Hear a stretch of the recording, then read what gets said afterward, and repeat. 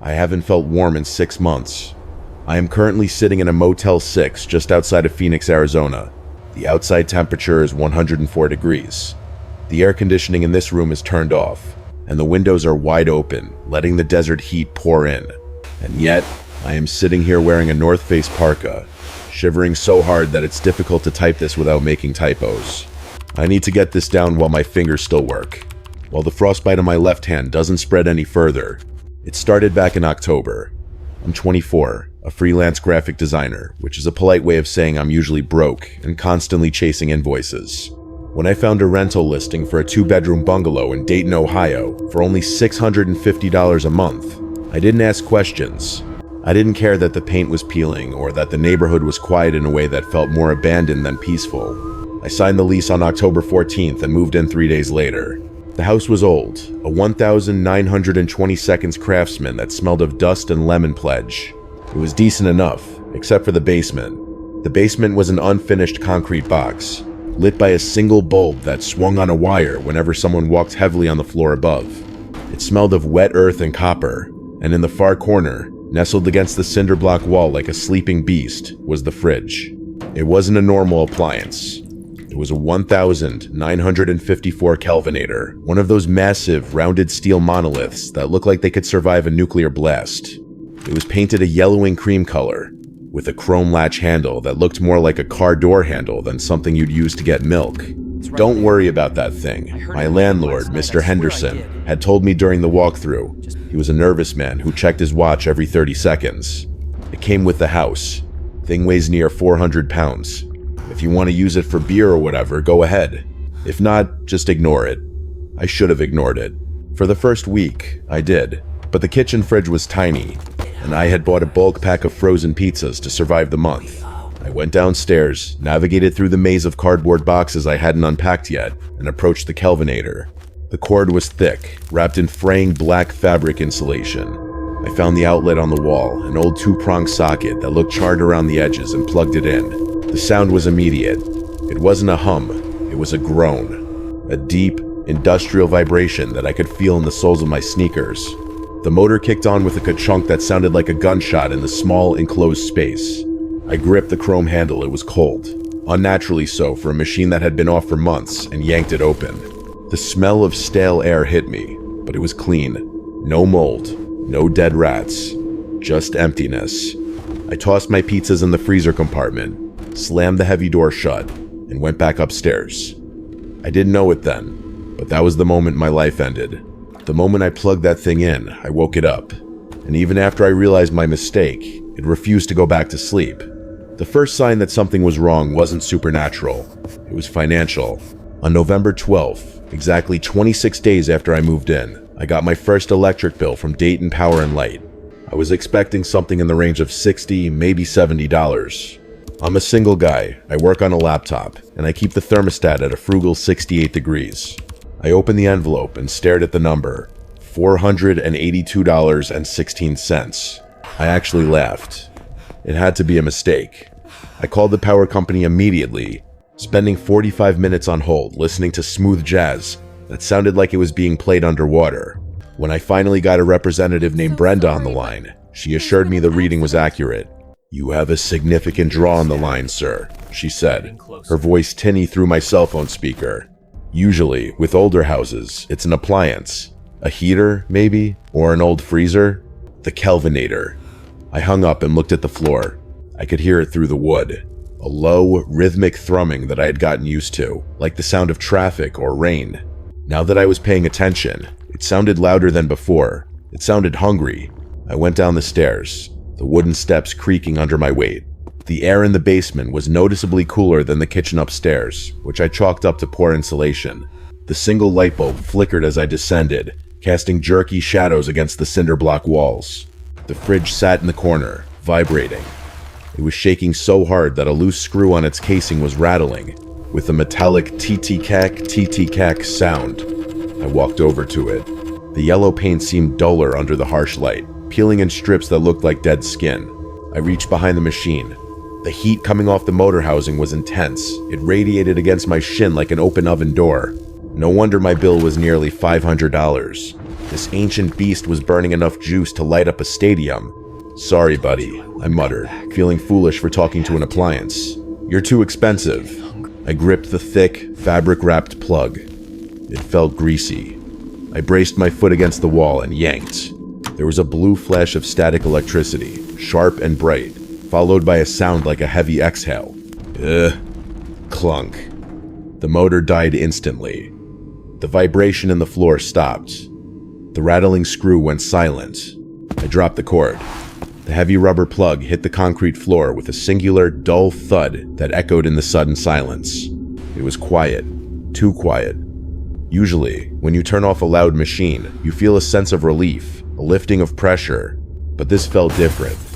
It felt like the silence you get right after a car crash, before the screaming starts. I stood there for a moment, rubbing my hands on my jeans. The basement felt stagnant. I looked at the fridge door. I probably should have opened it to let it air out, maybe put a towel down for the inevitable melting ice. But the silence was unnerving me. I just wanted to get back upstairs to the sunlight. I'll deal with the cleanup later, I told myself. I turned off the basement light and went back up, leaving the Kelvinator unplugged in the dark. I thought I had solved my problem. I thought I had just saved myself $400 a month. I had no idea that I hadn't turned it off. I had just disconnected the only thing that was keeping it stable. It was November 27th when I finally remembered the pizzas. 2 weeks had passed since I yanked the plug. 2 weeks of work deadlines, a nasty sinus infection, and the general procrastination that comes with living alone. I was sitting on my couch, eating leftover turkey sandwich meat, when the realization hit me like a slap in the face. I had left 3 Tombstone pepperoni pizzas inside a sealed, unpowered metal box for 14 days. I groaned, picturing the horror show waiting for me. I imagined a pool of rancid tomato sauce leaking onto the concrete, the smell of warm, rotting dairy, and colonies of mold that had likely evolved their own civilization by now. I grabbed a box of heavy-duty hefty trash bags and a spray bottle of bleach. I tied a bandana around my nose and mouth, bracing myself for the stench, and opened the basement door. That was the first odd thing. There was no smell. Usually, rotting food announces itself. But the air drifting up from the dark stairwell was crisp. It was dry. It smelled like ozone? Like the air right after a lightning strike. I walked down, the wooden stairs complaining under my boots. The basement was freezing. I could see my breath puffing out around the edges of my bandana in faint white clouds. I checked the thermostat on the wall near the water heater. It read 42 degrees. That didn't make sense. It was 50 degrees outside. I walked over to the Kelvinator. It sat there in the shadows, silent and hulking. The cord was exactly where I had left it, coiled like a dead black snake on the concrete floor, 3 feet away from the outlet. "All right, let's get this over with," I whispered. My voice sounded flat in the cold air. I gripped the chrome handle. It was painful to touch. It wasn't just cool metal. It burned my skin, the way dry ice does if you hold it too long. I hissed and pulled my hand back, rubbing my palm against my jeans. I used the hem of my flannel shirt to grab the handle again and yank the latch. The door swung open with a heavy sucking sound, like a vacuum seal breaking. I braced myself for the rot. I squeezed my eyes shut, but instead of the stench of decay, a wall of physical force hit me. It was a wave of cold, so intense it felt solid. A thick, heavy fog rolled out of the open fridge, tumbling down toward the floor like a waterfall of dry ice. It swirled around my ankles, instantly numbing them through my socks. I opened my eyes. The interior of the fridge was pristine. There was no mold. There was no water. The 3 pizza boxes were still sitting on the middle wire rack. I reached out, my hand shaking, and touched the top box. It was frozen. Not just freezer cold, but shatterpoint frozen. The cardboard felt brittle, hard as stone. I looked at the back of the fridge, searching for a hidden battery, a generator, anything. Nothing. Just the yellowed enamel walls coated in a layer of diamond dust frost that sparkled under the basement light. I backed away, tripping over my own feet. I looked at the plug on the floor again. I actually picked it up, staring at the prongs. They were covered in a thin layer of gray dust. It hadn't been touched in 2 weeks. The fridge was sitting there, completely disconnected from the grid, maintaining a temperature that felt colder than deep space. And then I saw the mist. The white fog wasn't just spilling out. It was moving. It wasn't dissipating into the room. It was pooling around my feet, climbing up my shins, sticking to me. I slammed the door shut. The latch clicked. The cold didn't leave the room. I needed data. I'm a rational person. I build websites, I understand code, I understand logic. Logic dictates that energy cannot be created or destroyed, only transferred. A metal box cannot maintain sub-zero temperatures without an energy source. It defies the laws of thermodynamics. The next morning, at 8:15 a.m., I drove to the Lowe's on Wilmington Pike. I bought a Klein Tools dual laser infrared thermometer, the kind HVAC guys use to check for drafts. It was rated for temperatures down to -40 degrees Fahrenheit. I came back home, parked the car, and walked straight to the basement door. I hesitated with my hand on the knob. The wood felt cool to the touch. I opened the door and descended. The air was heavier today. It wasn't just cold, it was thick, like walking into a meat locker that had been sealed for a century. The silence was the worst part. When the Kelvinator was plugged in, that loud, rattling hum had filled the space. It was annoying, but it was alive. It was just a machine doing a job. Now, the silence was aggressive. It was a vacuum that sucked the sound out of my own footsteps. My breathing sounded too loud, too wet in the dry air. I stood 5 feet away from the fridge. The cord was still lying on the floor, untouched, covered in that same gray dust. I raised the yellow thermometer gun and pointed the laser dot right at the center of the door. I pulled the trigger. The digital display flickered. Was -22.4 degrees Fahrenheit. My stomach dropped. That was the temperature of the outside of the metal casing. Impossible, I whispered. I stepped closer. My hands were shaking, making the red laser dot dance nervously across the peeling yellow paint. I reached out and unlatched the handle. Click. The door swung open on its own this time, gliding smoothly on hinges that should have been rusted stiff. The mist rolled out again, thicker than before, blue-white and swirling. It hit my jeans, and I felt the fabric instantly stiffen with frost. I aimed the laser gun into the center of the open fridge, right into the swirling white void where the shelves used to be visible. I pulled the trigger. The screen didn't show a number. It blinked once, displaying LO, and then the screen simply went black. The battery icon flashed empty, even though I had just put a fresh 9-volt in the handle 5 minutes ago. I stared at the dark screen, tapping it uselessly. The cold coming off the open fridge was making my eyes water, and the tears were freezing on my eyelashes. It wasn't just cold, it was old cold. It felt ancient. And then, I felt it.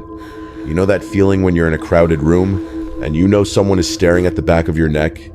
It was that, multiplied by 10. I felt exposed. I felt like a piece of meat sitting on a counter. The fridge didn't have eyes. It didn't have a face. But as I stood there holding the dead thermometer, looking into that swirling blue mist, I knew with absolute certainty that the Kelvinator was aware of me. It wasn't a machine anymore. It was an open mouth, and it was holding its breath.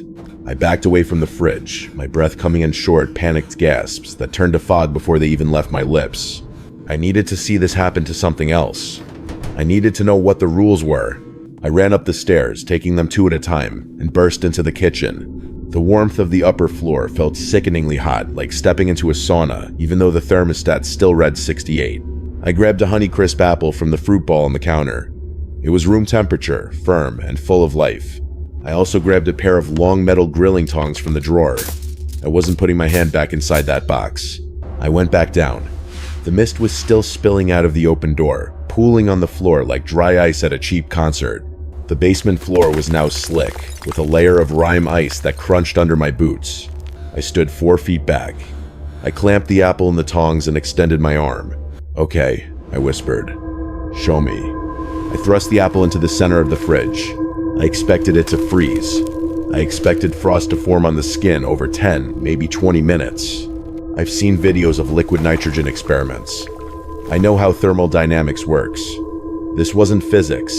This was feeding. The moment the apple crossed the threshold of the doorframe, the blue mist lunged. That's the only word for it. The fog didn't drift. It snapped onto the fruit like a magnet finding steel. 1. The red skin of the apple turned a dull, lifeless gray instantly. 2. The apple shrank. I actually saw it contract, the skin wrinkling as the moisture inside was flash frozen into a solid block. 3. Crack. The sound was as loud as a pistol shot. The apple didn't just freeze, it detonated. It shattered into a dozen jagged shards that fell onto the wire rack, with the tinkling sound of broken porcelain. I dropped the tongs. They clattered to the floor, and I noticed the tips were coated in white frost just from those 3 seconds of exposure. I stared at the remains of the apple. The pieces didn't look like fruit anymore. They didn't look like organic matter. They looked like shards of red and yellow glass. There was no juice, no pulp, just solidified, brittle death.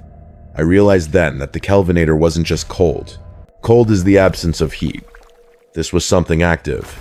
It hadn't just cooled the apple down. It had aggressively ripped the heat out of it. It had stripped the energy from the cells so violently that the structure couldn't hold together. I looked at the shards again. They were vibrating. The pieces of the apple were shivering on the metal rack, dancing slightly as they continued to cool, turning from gray to a deep, bruising black. I stepped back, my heel hitting the bottom step of the stairs. I felt a sudden, primal urge to cover my neck, to hide my warm blood from the open maw in the corner. It wasn't just preserving food, it was eating heat, and I was the biggest heat source in the room. I slammed the Kelvinator door shut. I put my whole weight into it, hearing the latch click into place with a definitive metallic snap. I didn't just leave it at that. I dragged a heavy wooden workbench from the other side of the room and shoved it against the appliance, wedging it so the door couldn't swing open on its own. Then I ran upstairs and didn't come down for 3 days. I tried to pretend it wasn't happening. I turned the thermostat up to 75. I put on thick wool socks. I worked from my laptop in the living room, drowning out the silence with Netflix and loud music. But the house was changing. The air had acquired a crisp, sharp quality, like the atmosphere on a high mountain peak. My coffee would go cold in minutes. The windows started fogging up on the inside. On the morning of December 1st, I dropped a pen on the kitchen floor. When I bent down to pick it up, my fingers brushed the linoleum. It was freezing. Not just cool, it was like touching a sheet of ice. The kitchen is directly above the basement. I knew I had to go back down. I put on my parka, a beanie, and my winter boots. I grabbed a flashlight, even though the basement bulb still worked. I unlocked the basement door. The air that rushed up to meet me wasn't just cold anymore, it was heavy. It poured over my feet like liquid nitrogen. I descended the stairs slowly, the wood creaking loudly in the oppressive silence. When I reached the bottom step, I shone my flashlight across the room. The Kelvinator was still shut. The workbench was still wedged against it, but the seal on the fridge door, that thick gray rubber gasket, was failing. It had turned brittle and white. Through the hairline cracks in the rubber, tiny jets of blue mist were hissing out, constant and rhythmic, like the appliance was breathing through clenched teeth. But it was the floor that made me stop breathing. The concrete floor of my basement was covered in a layer of frost. But frost is supposed to be random. It follows the path of airflow. It creates ferns, geometric fractals, or chaotic crystals. This frost had intention. Starting from the base of the fridge, thick white lines of ice stretched out across the dark concrete. They didn't fan out in a circle. They were bunched together, extending in one specific direction, straight toward where I was standing at the bottom of the stairs. I stepped closer, aiming the beam of light at the patterns. My stomach turned over. They looked like fingers. Long, skeletal, multi-jointed fingers made of ice. There were hundreds of them, overlapping, clawing their way across the room. The tips of the frost fingers were sharp, ending in needle points that seemed to be reaching for the wooden riser of the first step. They had covered 10 feet of distance in 3 days. They were only 5 feet away from the stairs. I watched them. I stood there, frozen in fear, and I watched the floor. It was slow, barely perceptible, but under the intense beam of my LED flashlight, I saw the leading edge of the frost twitch. A crystal formed, then another, extending the fingertip forward by a millimeter. It wasn't just leaking cold. It was growing. It was building a bridge to the upper level. I backed up the stairs, keeping my eyes glued to the floor, terrified that if I turned my back, the ice would surge forward and grab my ankle. As I reached for the doorknob at the top of the stairs, I heard a sound from below. It came from the fridge. A dull, heavy thump from inside the metal box, like something heavy hitting the door from the inside. Then a scratch. A long, screeching sound of something hard dragging against the inner enamel liner. It wanted out, and it was trying to dig its way through the door. I didn't run. Panic told me to run, to bolt up the stairs and lock the door. But a deeper instinct, curiosity mixed with dread, kept me rooted on the bottom step. If I left now, I'd never come back down here. And if I didn't come back down, I'd never know how to stop it. The scratching inside the fridge had stopped. The silence returned, heavier than before. I scanned the basement, looking for anything that might explain what was happening. My flashlight beam cut through the gloom, dancing over spiderwebs frozen into intricate ice sculptures. The beam landed on the water heater, a rusty cylinder tucked into the alcove right next to the stairs. It was the only thing in the basement that seemed vaguely warm, fighting a losing battle against the encroaching chill. Wedged behind it, jammed between the tank and the concrete wall, was a cardboard shoebox. I stepped down, careful to keep my boots off the encroaching frost fingers on the floor. I reached behind the tank. The metal was lukewarm. I grabbed the box and pulled it free. It was damp and smelled of mildew. I set it on the third step of the stairs' neutral ground and opened the lid. Inside was a mess of receipts, unpaid bills, and a spiral-bound notebook. The name on the bills was Arthur Penhaligon. Dates went back to 1998. I opened the notebook. The pages were stiff, crinkling loudly in the quiet basement. The handwriting started out neat, precise cursive in blue ink. But as I flipped forward, the writing deteriorated. It became jagged, sharp, spiking up and down the lines. I found an entry dated December 12th, 1999. The furnace is broken again. Or it's working, and it just doesn't matter. The basement is swallowing the heat. I can see my breath in the kitchen. I tried to move the Kelvinator out today, but it wouldn't budge. It feels like it's bolted to the earth. It feels heavy. I flipped a few pages. December 20th. The handwriting was barely legible now, looking like the scrawl of a man with severe tremors. I figured it out. I dropped a rat in there. I caught it in a trap. It was still alive. Just barely. I didn't know what else to do. I put it inside and closed the door. The humming stopped. The cold stopped. The house was warm for 2 days. It needs fuel. It's an engine, but it doesn't run on electricity. My blood ran cold. I looked up at the yellow fridge in the corner. The frost on the floor seemed to shimmer under my flashlight beam. I looked back at the notebook. The last entry was undated. The writing was large, pressed so hard into the paper that it had torn through in places. I don't have any more rats. I tried raw meat from the butcher, but it doesn't want dead things. It wants the heat. It wants the spark. It's so cold upstairs. I can feel it pulling at me through the floorboards. It's hungry again. I have to feed the box, or it's going to come up and take me. The notebook ended there. I stared at the page, my breath hitching in my throat. It doesn't want dead things. That explained the apple. The apple was alive, biologically speaking. It had cells, it had energy. The pizza. The pizza was dead matter. That's why nothing happened the first time. The fridge was dormant, waiting. But when I unplugged it, I took away its passive feed. And when I put the apple in, I showed it that I had access to food. I looked at the frost fingers on the floor again. They weren't just reaching for the stairs. They were hunting.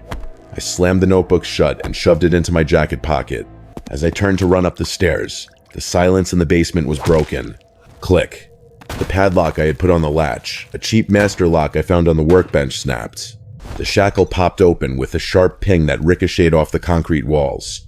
The door of the fridge creaked open against the workbench I had wedged there, pushing the heavy table back an inch with impossible strength. I didn't wait to see what came out. I scrambled up the stairs on all fours and slammed the basement door, locking the deadbolt, the chain, and dragging a kitchen chair under the knob. But I knew it wouldn't matter. The cold was already seeping under the door frame. The following week became a blur of delirium and shivering. I lived in a state of impossible contradictions. My thermostat was set to 88 degrees, the maximum it would go. The furnace was running 24 hours a day, screaming in the attic as it tried to pump heat into the rooms. The air in the house was stiflingly dry, hot enough to wilt the houseplants I had on the windowsill within hours. But I was dying of hypothermia. I wore thermal underwear, jeans, sweatpants over the jeans, 2 hoodies, and a beanie. I sat wrapped in a down comforter on the couch. And yet, my teeth chattered so violently, I bit my tongue twice, filling my mouth with the copper taste of warm blood.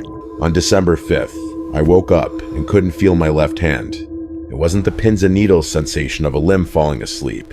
It was the dead, wooden numbness of meat taken out of a freezer. I looked at my hand. The fingertips were blue, not pale blue, deep, bruised cyan, like I dipped them in ink.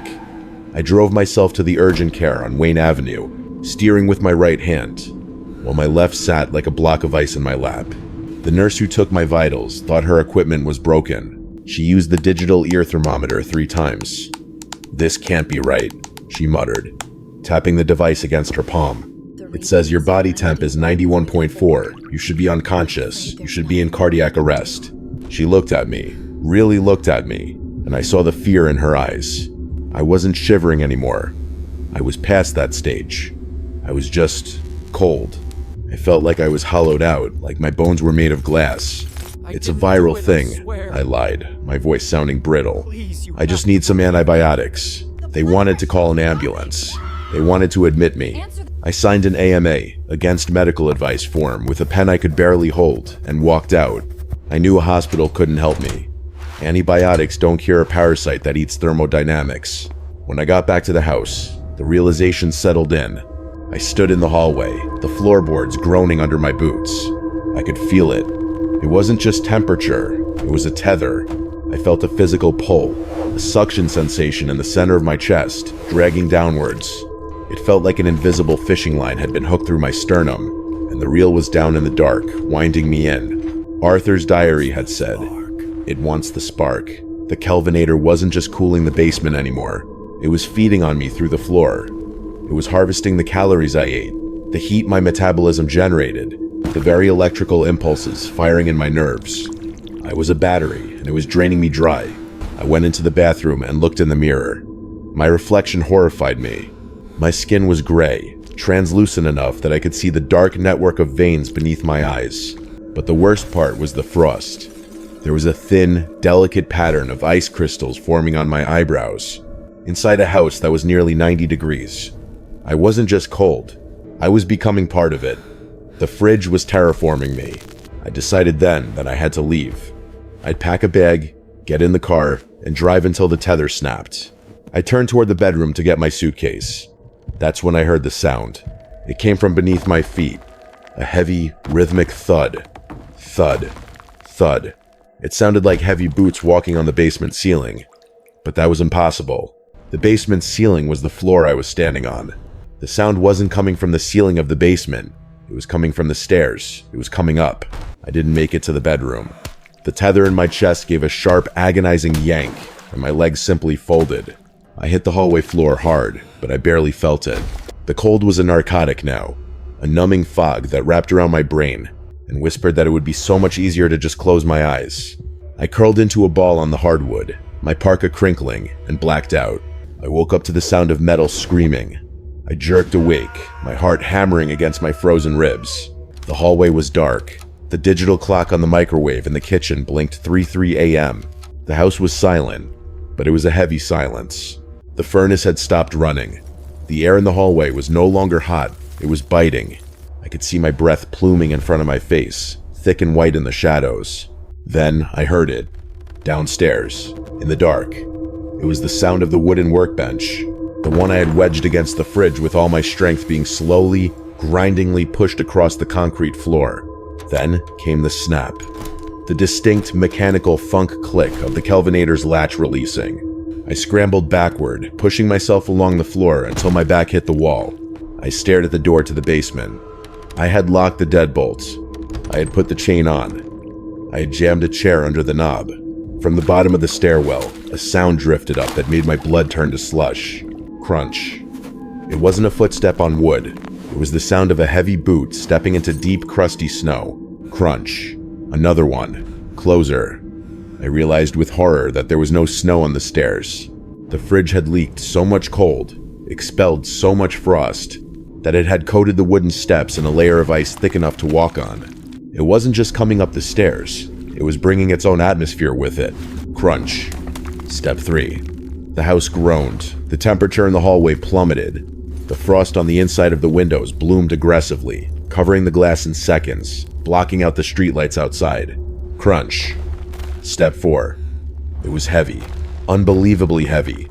The floorboards beneath me vibrated with each ascending impact. This wasn't a ghost. This was something solid. Something dense. I tried to stand, but my legs were useless blocks of ice. I dragged myself into the kitchen, grabbing the counter for support. I needed a weapon, a knife, anything. Crunch. Step 5. Halfway up. The air growing colder wasn't gradual anymore. It was a physical assault. The water in the dog bowl on the floor froze with a loud crack. The light bulb in the ceiling fixture above me shattered, the glass unable to withstand the rapid thermal contraction, raining shards down onto the linoleum. I stood in the dark, clutching a steak knife that felt like an icicle in my hand, staring at the basement door. Crunch. Step 6. The doorknob turned. The chair I had wedged under it creaked, the wood bowing under immense pressure. The deadbolt rattled. "Go away!" I screamed. My voice was a shredded whisper. The turning stopped. The rattling stopped. For 10 agonizing seconds, there was absolute silence. Then, a sound came from the other side of the door. A wet, hollow inhalation, like a massive lung taking a deep breath of winter air. The wood of the door began to turn white. Frost bloomed from the center, spreading outward in a perfect circle, cracking the pane as it grew. It wasn't going to open the door. It was going to freeze it until it shattered. The kitchen door didn't break down. It exploded. The frost that had bloomed across the wood contracted violently. With a sound like a shotgun blast, the solid oak door shattered into thousands of frozen splinters, raining into the kitchen like jagged confetti. Through the empty frame, a figure stood at the top of the stairs. It wasn't a man. It was a silhouette of dense, swirling fog, roughly human-shaped but shifting constantly, like smoke trapped in a jar. Where its face should have been, there were 2 hollow pits of absolute blackness that seemed to suck the light out of the room. It took a step forward onto the linoleum. The floor tiles cracked instantly under its weight.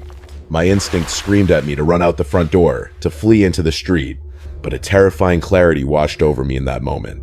I remembered the sensation of the tether in my chest. If I ran, I would just freeze to death in my car a mile down the road. The cold wasn't chasing me. I was connected to it. The only way to stop the current was to cut the wire. I had to close the circuit. I had to shut the door. The figure lunged, a slow, drifting motion that was deceptively fast. I ducked, my boots skidding on the frozen floor, and threw myself past it. The cold radiating off the entity burned my skin like acid, singeing the hair on my arms through my coat. I didn't look back. I threw myself into the stairwell. I slid more than I ran. The stairs were a ramp of solid ice. I crashed down, hitting the steps with my tailbone, bouncing and sliding uncontrollably into the darkness below. I hit the concrete floor of the basement hard, sliding 10 feet across the room before slamming into the support pole. The basement was no longer a part of the house. It was a different planet. The air was crystalline. It was so cold that blinking was difficult. My eyelids wanted to stick together. The walls were covered in thick, opaque sheets of blue ice. The ceiling was a canopy of stalactites. And in the corner, the Kelvinator was waiting. The workbench I had wedged against it had been tossed aside like a toothpick, smashed against the far wall. The heavy steel door of the fridge was wide open, gaping at a 90-degree angle.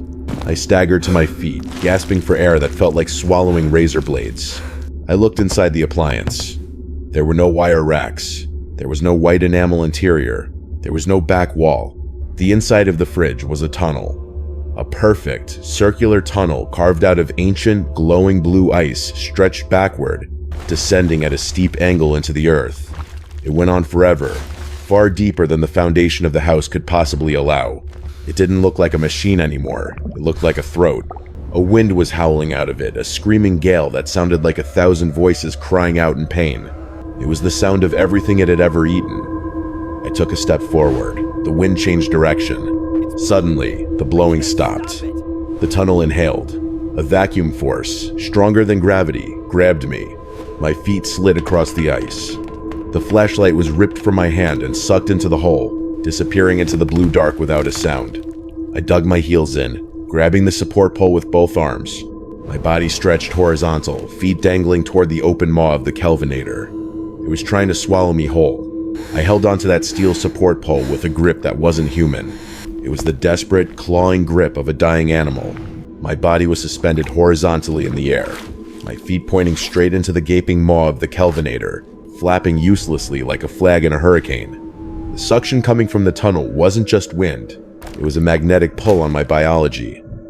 I felt my heart skip a beat, then another. It wasn't skipping because of fear. It was skipping because it couldn't pump. The blood in my veins was thickening. I could actually feel the transition. The fluid warmth turning into a semi-solid, gritty sludge. It felt like my veins were being filled with wet sand. A wave of lethargy washed over me. A terrifying desire to just let go, to slide into that blue tunnel and sleep forever. No, I thought, biting down on my lip until it cracked. Not today. I looked at the fridge door. It was swung wide open, pinned against the smashed remains of the workbench. To close it, I would have to let go of the pole. I would have to let the vacuum take me, and hope I could grab the handle before I was sucked into the ice. I looked at the workbench debris. Lying amidst the splintered wood was a heavy, rusted bicycle chain, and a thick, square-bodied padlock something. Arthur, the previous tenant, must have left behind. It looked ancient, but solid. One, I choked out. The sound was ripped from my throat instantly. Two, I let go. The world blurred. I was yanked backward with the force of a car crash. I flew 3 feet through the air toward the blue void. My left hand lashed out blindly. My fingers hooked onto the chrome edge of the fridge door. The momentum jerked my shoulder out of its socket with a sickening pop, but I held on. I was dangling now, my legs kicking inside the appliance, inches away from the drop-off where the metal floor turned into the ice tunnel. The cold was absolute. I couldn't feel my legs anymore. They were just heavy weights dragging me down. I screamed a raw, guttural roar of adrenaline and pulled with everything I had left. I swung my body weight, using the suction against itself, and kicked off the inner wall of the fridge. I slammed my good shoulder into the heavy steel door, driving it toward the closed position. It fought me. The wind howling out of the tunnel pushed back, a wall of pressurized air trying to keep the mouth open. I jammed my boot against the frame and heaved. My vision was going black around the edges. My heart was fluttering, failing to push the slush through my arteries. "Close!" I shrieked. I threw my entire body weight against the door. Wham! The metal slammed shut. The latch engaged with a heavy, definitive click. The suction cut off instantly. I fell to the concrete floor, gasping, coughing up pink froth.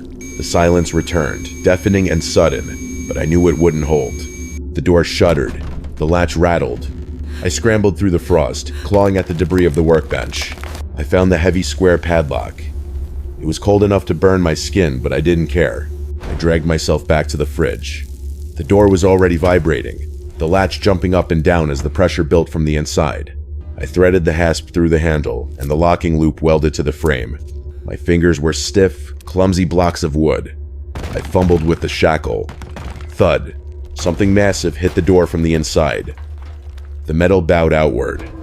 "Come on! Come on!" I whimpered. Thud. The latch strained. I slammed the shackle of the padlock home. Click. I collapsed back onto the ice-covered floor, watching the heavy lock swing. The fridge shook violently one last time, a frustrated, angry convulsion. Then, slowly, the vibration died down. The humming started a low, mechanical purr. It was just a fridge again. I didn't pack. I didn't wait for the sun to come up.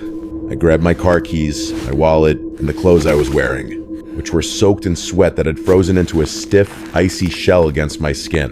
I ran out the front door, leaving the shattered remains of the kitchen entry wide open to the night. I left my laptop, my furniture, and my security deposit. I drove south. I didn't stop until I hit the Tennessee border. I had the car's heater running at full blast, crying hysterically as the feeling slowly, painfully returned to my extremities. It felt like my blood was made of needles. That was 6 months ago. I'm in Phoenix now. I chose this place because it's the hottest major city in America. Today, the high was 104 degrees. People are complaining about the heat wave. They're staying indoors, hugging their air conditioners. I'm sitting on the patio of my motel room, wearing a hoodie and shivering. The doctors here are confused. They say I have severe nerve damage, something akin to advanced Raynaud's phenomenon. They say my body's ability to regulate temperature has been permanently altered. My core temperature rests at a steady 95 degrees.